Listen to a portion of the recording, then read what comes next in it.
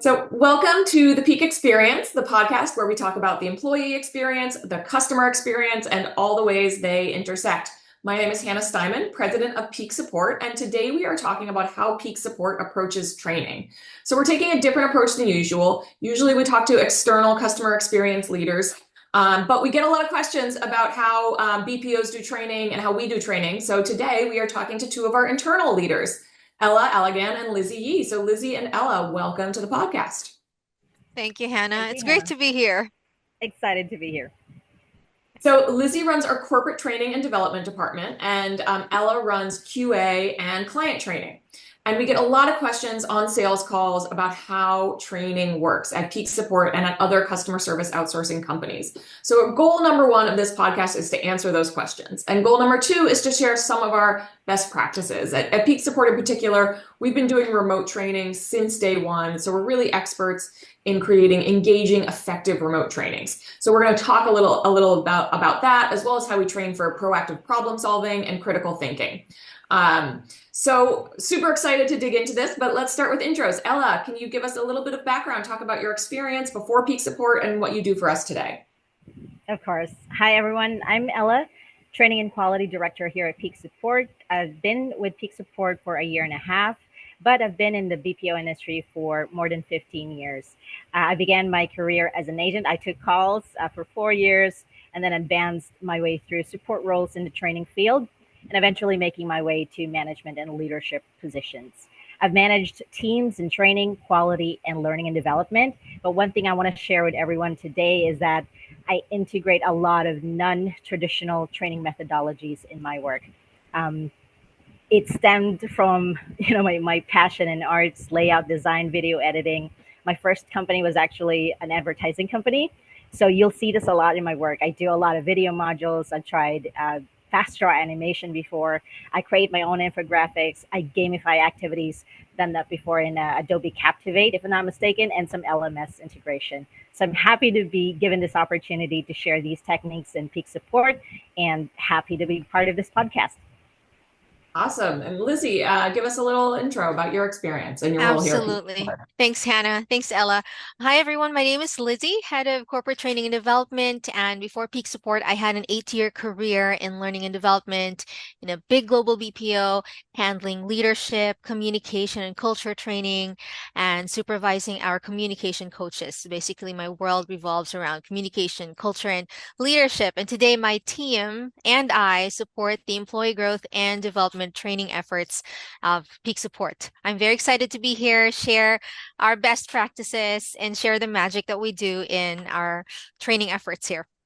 So Ella, as Director of Training and QA, oversees all client training as well as Lizzy's department, which handles all non-client training like leadership and problem solving and all the good things like that. So Lizzy, why don't we start there? I'd love to actually start talking about new hire orientation because that's the first training that we deliver to everyone who comes into Peak Support. So talk about new hire orientation, how we do it, and what makes it special.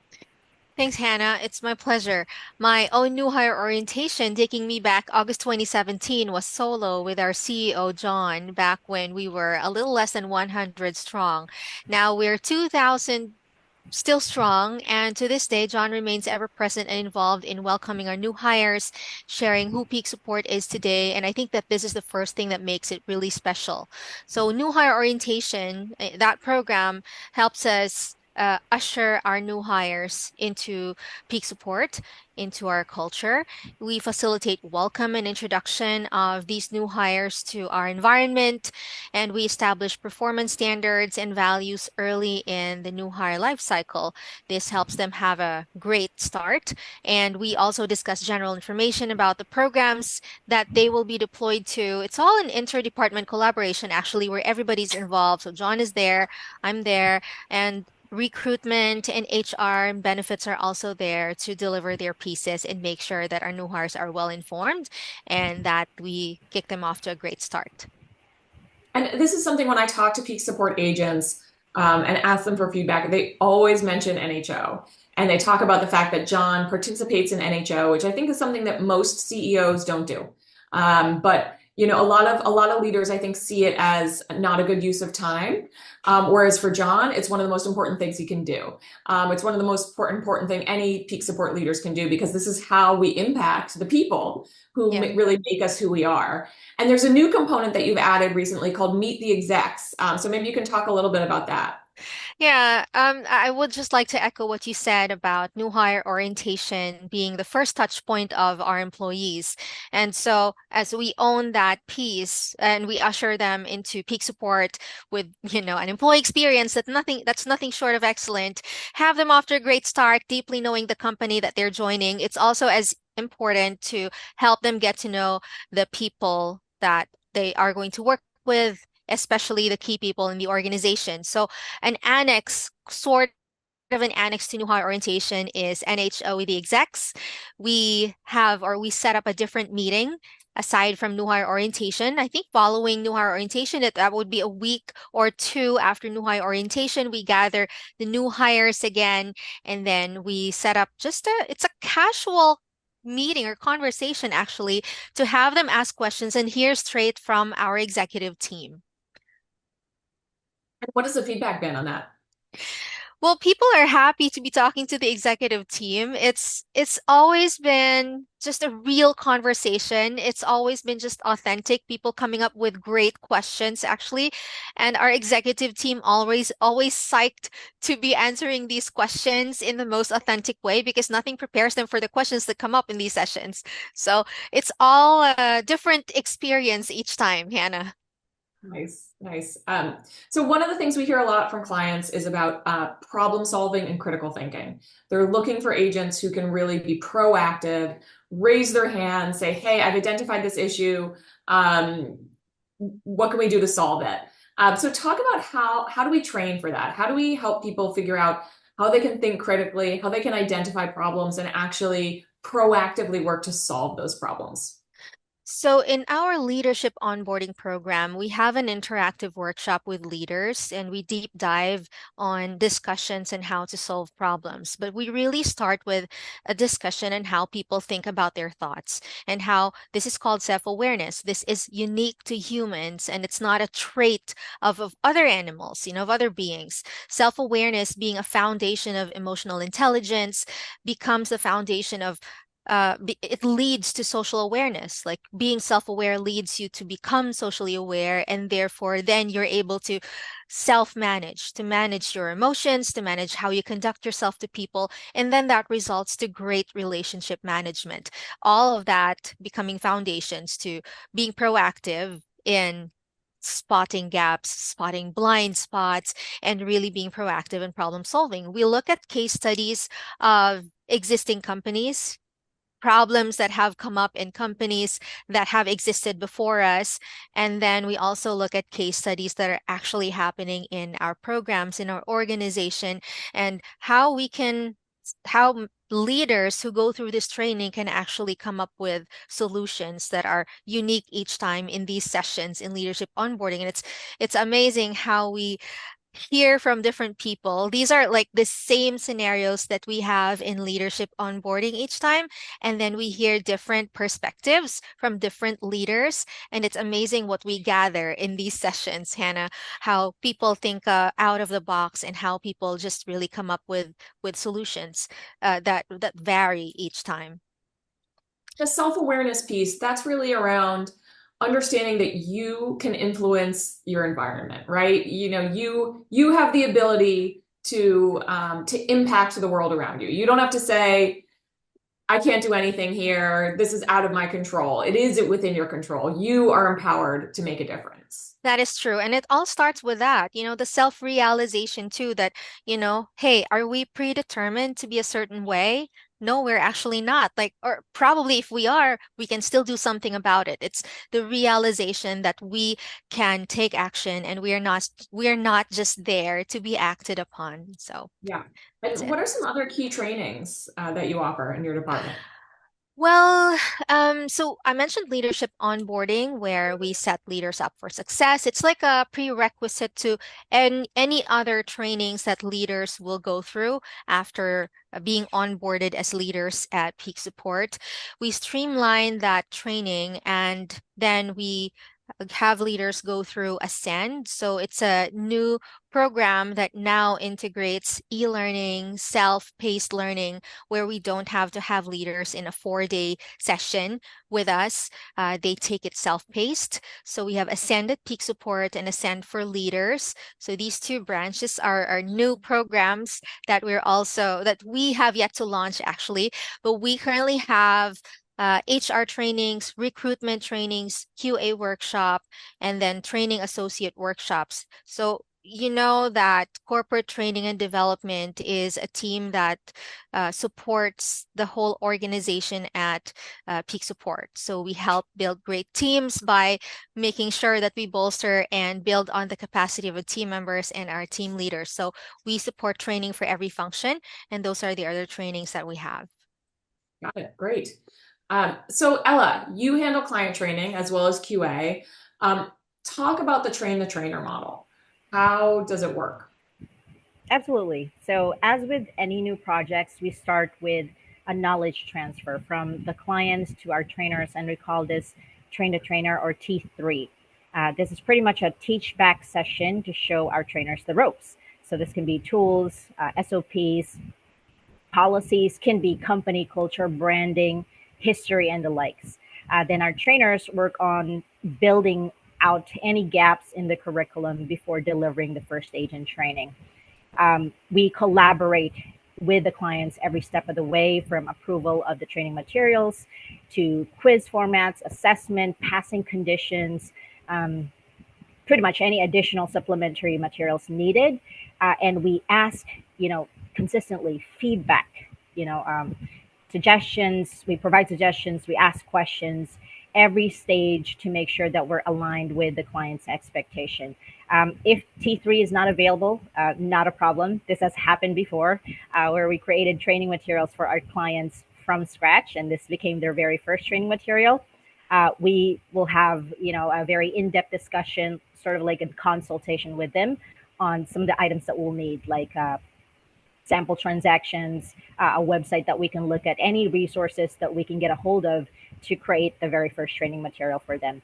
Then we run the first agent training. Again, as part of the collaboration, we invite the clients. They sit in, they give us feedback, they observe the whole thing to provide input to our trainers if necessary. In addition, typically the clients, we invite them to lead some of the aspects of training, like the company branding and company history or background, which is, a really good opportunity for them to interact and engage with the first batch. After that, we own all of the training, but we consistently align with them every step of the way. Yeah, so talk about so you're describing the train the trainer program, which is what we do at launch. When we're launching a new client, the client does that knowledge transfer to us, and from there on, we own the training. So what is the role of the training team after launch on an ongoing basis? Yeah. So the role of the training team after launch, where it really doesn't stop after training.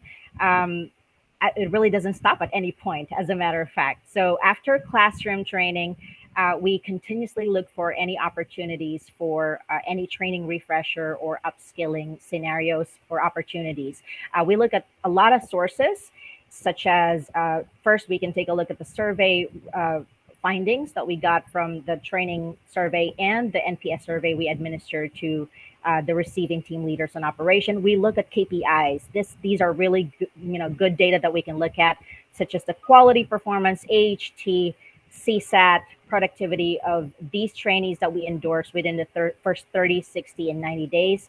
A really good, I say, gold mine that we look at is the floor support. So if the trainer is not handling any classes, they're expected to be out there in operations supporting, our agents. So we usually assign a trainer to conduct floor support, and we gather questions. This is now going to come from whether these are new hires that just graduated from training or seasoned agents on the floor. We get all the questions from operations. And we look at these questions and identify what are the top topics that they're asking over and over again.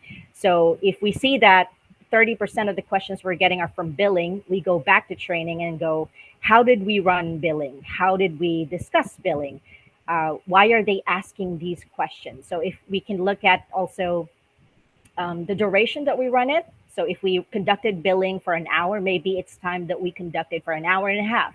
Maybe we can do an exam. We can have more mock assessments and so on and so forth. So that's why I call it a gold mine. We also conduct regular knowledge check quizzes. So this can come from the recent policy updates or the top topics that they're asking, or it can be from the top drivers in the quality reports. We do side by side observations, to focus on the bottom performers, the bottom quartile performers. We do additional coaching opportunities for them. We join huddles, team huddles, anything to support operations. And most importantly, we consistently improve the delivery of training. And do we do that? We go back to the curriculum, the material itself. How else can we beef up the material? Whether this can be incorporating a lot of quality data into it, put more credibility, use actual tickets, or discuss KPIs as early as training. So this can all factor in the improvement of training delivery. Talk specifically about the training and QA teams. You manage both, which is great because it really helps for coordination between training and QA. How do the training and QA teams work together? Right. The quality and the training team work hand in hand. It's a cycle. So the training team provides the foundation, the soft skills, the knowledge, the client product knowledge. So, and then after they move on to operations, quality then checks for adherence to the execution of this knowledge. So whether it's adhering to the process, to the call flow, to the scripts, to the soft skills that we taught them, quality checks all these parameters. The findings then go back to training again because it's a cycle, and we provide the necessary training interventions to fill in the gaps. To make sure that these opportunities that we found in quality never happens again, or at least we minimize it as much as possible. Got it. What about, we talked a little bit with Lizzy about proactive problem solving. How do your teams address some of these issues, which are a little bit murkier, such as proactivity, critical thinking, things that aren't necessarily related to product knowledge, but are more of these kind of foundational skills that customer service agents need when they're part of a complex client? Right. So critical thinking is a very complex training. I actually don't call it training. I call it a workshop because there's so many factors, that goes into the workshop. So I heard Lizzy earlier mention self-realization. We heard empowerment and it all factors in as well. To me, critical thinking workshop and 3 projects have already reached out for a similar session. We have 2 major components. The first one, which if you ask me is the most difficult to hit, is really the self-realization part that Lizzy has mentioned. It's making sure that the agents really care about their customers, and that for me is the harder one to hit because as it's very easy, not easy, but it sometimes happens that agents become very transactional. That becomes very robotic in their approach, and we gotta hit that as early as possible. And the way to do that is to go back to the roles, make them realize what the role is, why are they there in the first place, and how much power they have in resolving a customer's concern. Because if we don't hit that part right there, there's no care for the customers, the critical thinking workshop is not going to work. So they have to care first.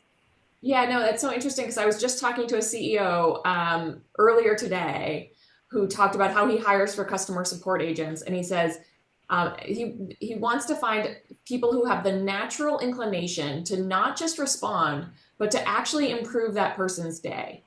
Exactly. you're not just there to do a job. It's not just transactional. You actually genuinely want to help this person.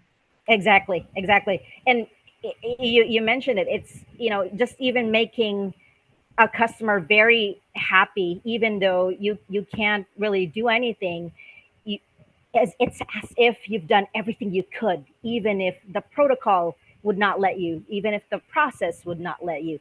That kind of care is what we're looking for in critical thinking workshop. So that's one piece. The other piece is really good product knowledge, because really the confidence comes in Yeah. if they know how to look at a problem from different angles. If they know how to look at a problem from different angles, they know the right questions to ask, they know how to probe, and they know how to get to the right root cause of the problem.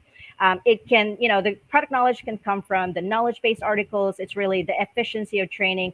But one technique that we use in our workshop is, I call it a day in the life of a QA. It's sort of like empowering the agents as well, wherein we present to them multiple sample tickets. The more complex the ticket is, the better.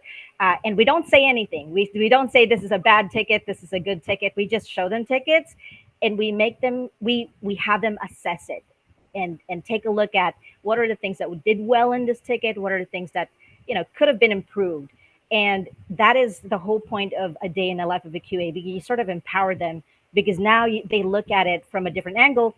And the more that you build this habit of them looking at transaction and looking, maybe we could have done it this way. You could use a different script here. The Yeah. more we train them and build that habit and apply it in their own transactions. Yeah. Yeah. So building that habit of thinking, how could we make this better? What can we Yes, do? What can we do to make this customer's experience better?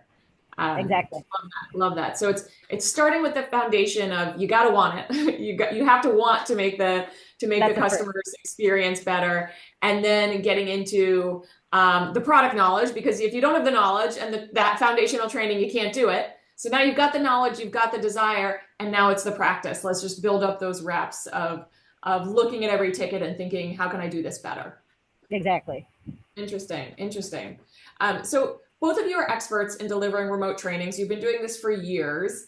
Would love to hear from you. What are some of the best practices for remote trainings? Lizzy, maybe we can start with you. Yeah, absolutely. I think for our piece, well, we have I would say we either have the easier audience or the harder audience. It's both actually. So we our audience is all of peak support. So I would say that makes it easier, but that also makes it harder to engage people and make people attend our trainings because these aren't client trainings. But we always have, I think we've varied our media for quite some time now. We've only had facilitator-led trainings, we've had games, and we have breakouts. So, we utilize the traditional like games and breakouts and vary it there. But then now we have also integrated small huddles, follow-up sessions like reunions for core groups who attend leadership training. And then we also have integrated the technology called e-learning. So we allow people to have the autonomy to actually take these in person, virtually, or to take this self-paced. So they can go through the e-learning platform, and then those are also gamified, those are interactive, and then uh, we convene in a huddle and then talk about it, discuss their learnings. I would say that would be the most central, I think, best practice that we have in corporate training development. Got it. Got it. So you're incorporating a lot of different modalities, self-paced, as well as, in-person live trainings, Yes. bringing people together to talk about what they're learning, using games. Can you give some examples of some of the games, the ways you gamify training content?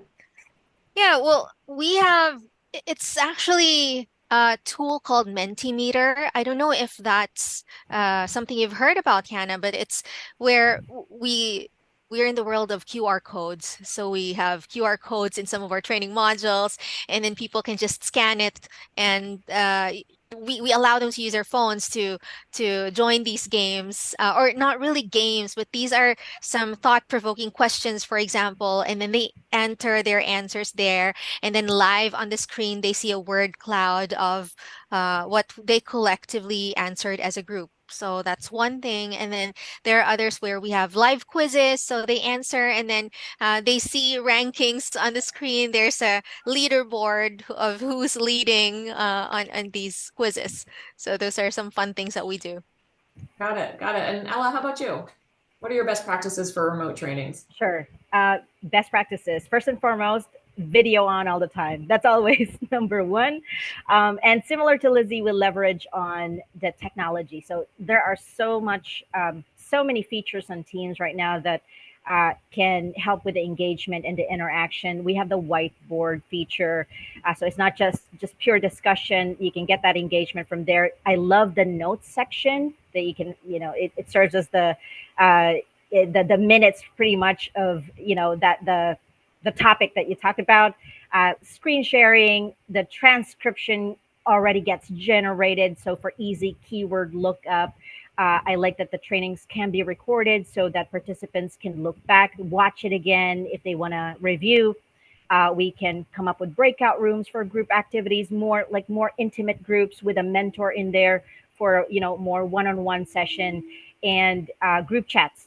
Participants love group chats. We can post updates there. We can do polls. We can do quizzes. Lizzie already mentioned media, multimedia use. I already mentioned I love video editing. So we put a lot of videos, infographics, websites, slides, and likes. The good thing about, uh, you know, remote training is that everyone is just a chat away. And that puts the efficiency. It speeds up everything compared to, on site. Like if we need IT, we need to go to IT's office, call them. Here it's just a chat. I love Right. the urgent feature of Teams, where it pops up every 2 minutes for the next 20 minutes. Every 2 minutes for the next 20 minutes, if Oh, it's I'm glad urgent. no And one's discovered that and used it on me yet. I don't do it all the time. I don't know do it all the If time, it's but truly urgent. If it's if truly it's urgent. really urgent. Yeah. Um, Well, it's and interesting. You mentioned the group chat because I think that's one thing. There are some ways that doing training remotely can actually be better than in person. And one of them is you have this group chat that's part of the training. You've got a whole conversation that's happening in it, but then it lives on after the training as Exactly. well. And you Yeah. see people, I see it because often even if I don't participate, I'm on the invite. So I see the conversation that happens afterward and people are continuing to engage, share thoughts, sometimes coming in just to say hi to their Yes. training cohort. It really creates that community that actually lasts after the It's training. and it's not just now verbal. You don't just hear it now. You see it, because now you can give commendations. You can put badges. You can post Hmm. commendations, praises to anyone who's performing. So the group chat really works in the training. And what about, I think one of the things that we've done is added an assistant trainer who's kind of like a virtual floor walker. I think Ella, that's how you've described it, and I've started using that language. Can you talk about how we do that, how that helps facilitate remote trainings? So if we have availability of trainers, what we do is, especially if it's a big class, what we do is we partner the lead trainer with an assistant trainer, and this is the virtual floor walker. The role of the assistant trainer is to take care of all the admin work, take care of all the documentation, the end of day reports, the checking of attendance, addressing some questions on the chat real time, so that the lead trainer can just solely focus on conducting the training. This has become one of the most effective partnership that we've integrated in training. It helps the lead trainer just focus on the curriculum, and just focus on the topics and really be efficient in what he or she is doing. Everything else goes to the assistant. Yeah, yeah, that's fantastic. So you guys have already talked a lot about this, but what are some best practices for engagement, for keeping learners engaged, and for maximizing retention of knowledge during trainings? Yeah. So you asked earlier the gamification, because this is one of the ways that we get a lot of engagement, and we make sure that the what do you call that attention span is kept. So first of all, I googled it real quickly. Did you know that the attention span of Gen Z participants now, which what we mostly have, is 8 seconds compared to millennials, which is 12 seconds. It's getting shorter and shorter. So the gamification for us is a huge, huge part of the training. I'll give you a very good example. In one of the big projects we handle, we gamified AHT. So we introduced a KPI as early as training, and usually and that's why we call it gamify high pressure topics, because usually when you introduce a KPI, it's pressure. Oh my gosh, this is a KPI, this is a metric, I need to hit it, it's a passing condition.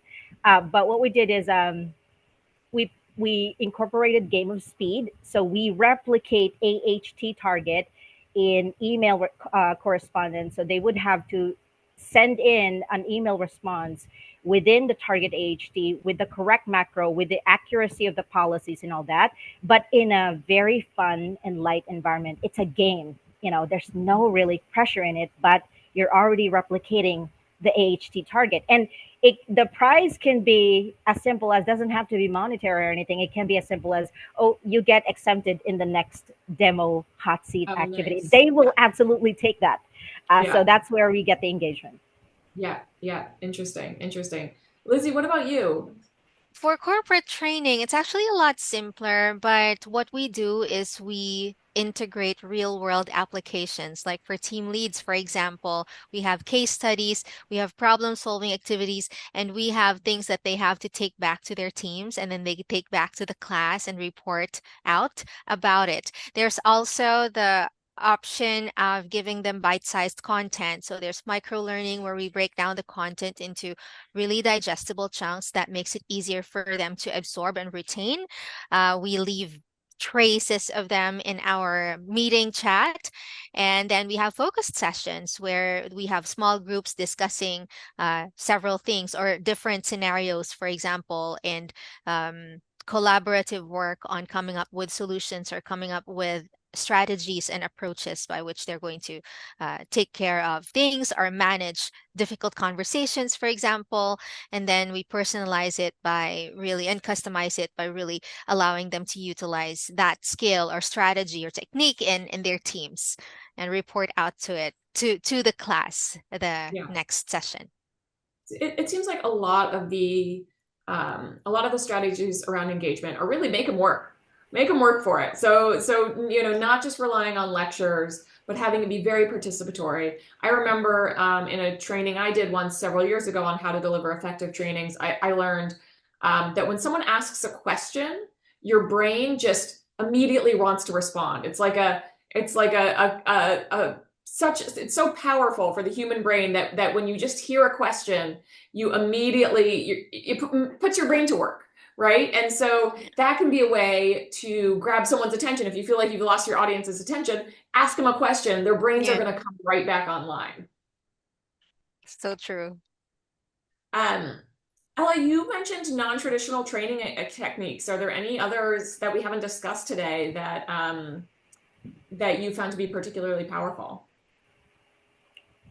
We have a lot of methodologies that we incorporate. I actually put it in the training playbook so that trainers have a guide of what other activities can they integrate in the training, other than discussion proper and the usual Q&A and the usual debrief session. So other than the learning validations, of course, there are minor and major quizzes that need to be peppered all throughout the training, and the gamified activities that I've already mentioned. We have what we call shadowing and reverse shadowing. So shadowing session is when the trainees go into side by side observation mode with a seasoned agent or a mentor. And this can go for a couple of hours until they kind of capture the best practices. They learn the ropes and everything. And then we do reverse shadowing, wherein it's the roles reverse. It's the mentor now or the seasoned agent that observe the trainee, and then they provide real time feedback. We also have what we call play mode, and this can be the introduction to nesting, wherein the agents handle or the trainees handle live tickets for a couple of hours in preparation for training, still under the supervision of a trainer, and that they get real time feedback as well. All these activities, the list is really in the playbook. So we just want to standardize the way we do training, and it's not just discussion all through and through. We do a Yeah. lot of varieties to break that monotony, so to speak. Yeah. Lizzy and Ella, thank you so much for being here today. It's been great to hear all about the ways we do training at Peak Support, both client training and corporate training. And I know prospective clients are going to get a lot of value from hearing how we do this. So thank you so much. Thank you, Thank Hannah. you. Glad to be here. Take care.